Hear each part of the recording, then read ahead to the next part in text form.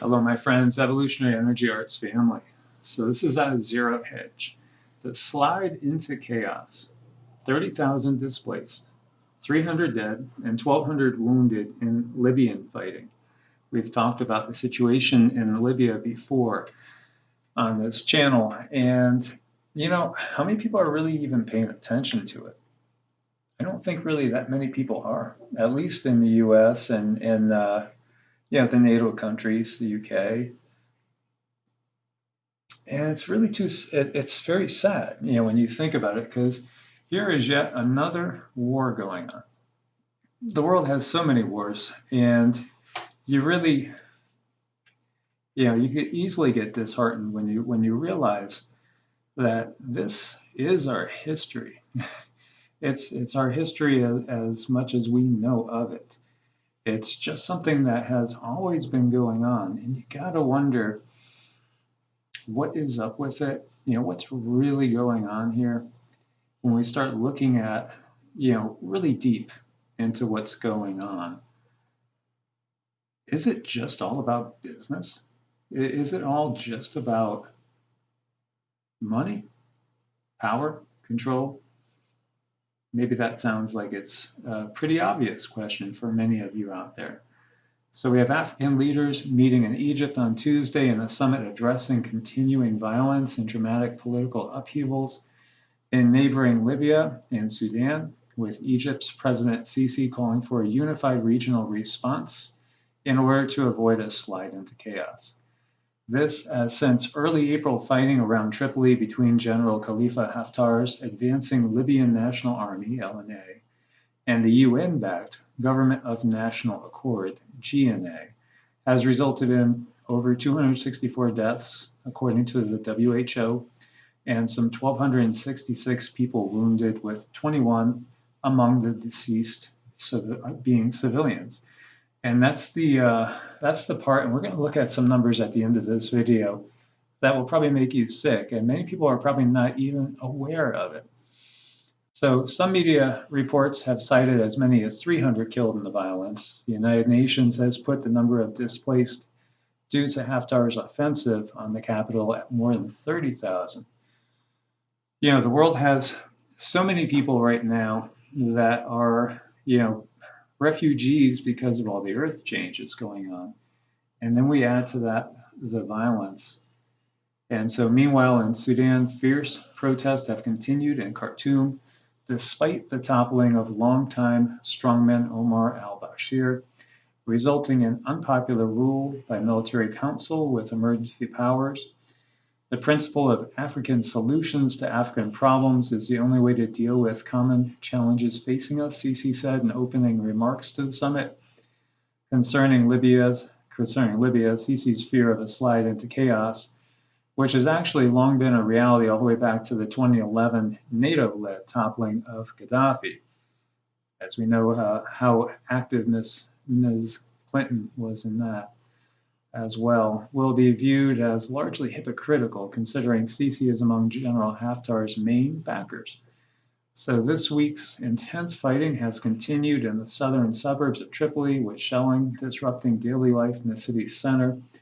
Forces supporting Libya's internationally recognized government pushed back troops loyal to Eastern Commander Khalifa Haftar to more than 60 kilometers southwest of the capital of Tripoli on Tuesday. And here we see some of the leaders talking. And so, however, it appears things could settle into a protracted war and a stalemate, as the bulk of pro-Haftar militants have been halted in their push to take the capital, which has included Haftar deploying MiG jet fighters in his arsenal. Meanwhile, EU officials have this week urged President Trump to reverse last week's surprise declaration of U.S. support for Haftar's LNA. That's interesting, because it really is. When you look at all the comments and stuff, you got to say, well, what's really going on here? It's what's really going on behind all these scenes.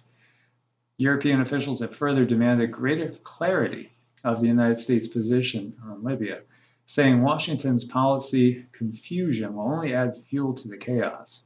similar to recent contradictory US statements on Syria. And then when we look over here, this is out of Al Jazeera, you see neighborhoods turning into battlefields in the Libyan capital. And of course, they have shortages of water, power, medical supply amid the clashes going on. So obviously the civilians are suffering. And the humanitarian situation has greatly deteriorated, where you have densely populated residential areas gradually turning into battlefields. And hospitals are struggling with chronic shortages of medical supplies, power outages going on as well. Again, it's all the civilians that end up suffering in these things. After Tripoli assault, Libya's next battle could be over banks. Eastern Libya commander Khalifa Haftar has thrown much of his military forces into attacking Tripoli, but the outcome of the offensive could be determined by a separate battle to keep open the parallel financing system that funds his soldiers. And again, there's a much bigger picture going on here. And we know there is most definitely a lot of untapped oil here, as is the case in Venezuela. And that's part of what's really going on here. In the bigger picture of things, it's all about resources, but it's also, honestly, it's about profits. And here you see, breaking from his cabinet, Trump reportedly okayed Libyan warlords' coup attempt. And why, you would say? Why? Because the LNA is funded by the Russians and other Russian allied forces. So why would President Trump be basically taking their side and trying to get rid of somebody that was put in by the UN? Or maybe not get rid of, but why okay a war? That's the bigger thing. Well, as I've said, so many times, when you look at what has happened here with this administration, look at the military budget. It's the largest ever and the biggest increases we've ever seen in the US military. So it's pretty obvious the power behind the president. Most definitely, it's the M. Well, it begins with an M. Next word begins with an I. And the last word begins with a C. Can you guys figure that out? So that's really what's going on here. It's business. It's business. And unfortunately, the way of war is big business for so many people and so many companies and so many powers that be. And as it's talking about here, verbiage, using things like counterterrorism, it's calling something counterterrorism or calling something terrorism. It's all about the verbiage, and the wording of things to try to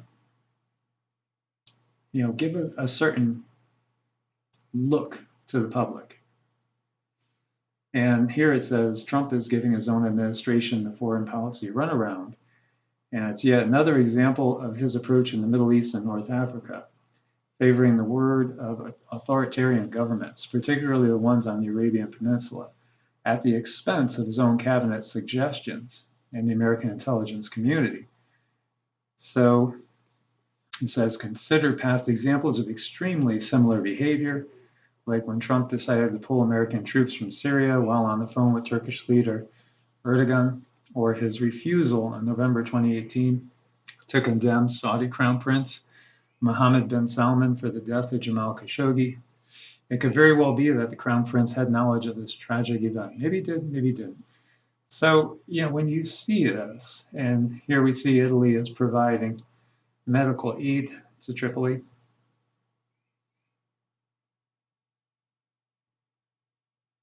When we see all this, and we think about the nonstop wars that have been going on, especially since, September 11th, obviously, 01.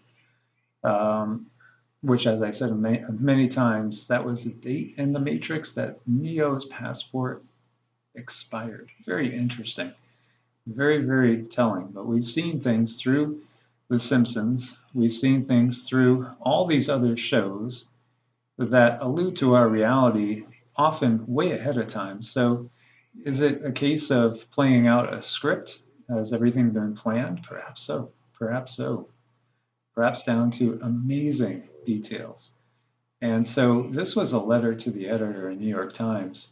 Cloaked in the legal house of cards known as the global war on terror, every post 9/11 administration has understated that war's civilian casualties, but not only in the ways highlighted in your editorial. In addition to failing to account for people we did not mean to kill, but did, there are substantial numbers of people who deliberately targeted our government. Justifies thorough, over-expansive notions of war and combatants. So getting into, how we label things. How do we label things? Well, not even us. How do the powers that be label things? To make things seem not so bad or to make things seem worse, depending on what they want to sell. Unintended death in war may or may not be legal. Application of law of war-based killing, where it does not belong, is always a crime that threatens the very fabric of international peace and security. Congress's job is to rein in all manner of executive overreach in the business of killing, not just collateral damage. So, that is one person's opinion. That's actually the opinion of many, but many people don't even really say it or, even perhaps, ever make it public, and not enough people for sure. And so this is basically out of Watson Institute, International Public Affairs, Brown University, the human cost of post 9/11 wars, and this doesn't even keep put into the figures Syria, but when you look at it, it's ridiculous. Think about it. It's just so ridiculous. And these numbers are probably low, probably very low. All told, between 480,000 and 507,000 people have been killed in the United States post 9/11 wars in Iraq, Afghanistan, and Pakistan. This tally of the counts and estimates of direct deaths caused by war violence does not include more than 500,000 deaths from the war in Syria, raging since 2011, which the US joined in August of 2014. Think about that. Over 1 million people minimum, probably way higher. Is anything worth that? How many people were killed, on 9/11? Just a tiny percentage. And many people have doubts about the validity of that in general. But when you look at this, just look at civilians, and these numbers are probably so low. In Afghanistan, 38,480 civilians. Pakistan, 23,372. Iraq, anywhere between 182 and 204,000. So look at that, just innocent civilians. Journalists and media workers, 362, just right there. Humanitarian workers, 566. So look at those numbers. Is it worth it? Or is it just business? You really have to ask yourself, why? Why is this allowed to go on? Why do we not speak up about this more? Is this really the world that we want? And why do we accept it? Why do we accept it? What do you guys think? Why do we just accept this? And why are we not outraged over all these things? I have all the links for you, these PDFs. It's just incredible. And I can't understand why we don't speak up more. And this is the history that we've been given. And this is the history that has gone on this planet, conquest after conquest. And it's always the leadership too, and it's always just like, if you're watching Game of Thrones out there, they're always going ahead and gathering up their armies.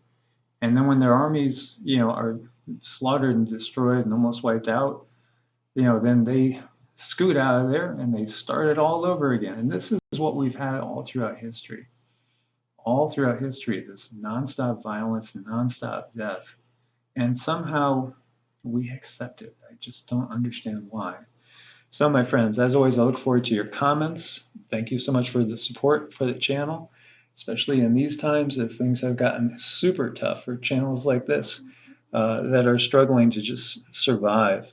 And we'll also probably be casualties of war as the war against the First Amendment moves full forward. So, my friends, thank you so much. I look forward to your comments. Like, share, subscribe. Stay safe out there. God bless and namaste.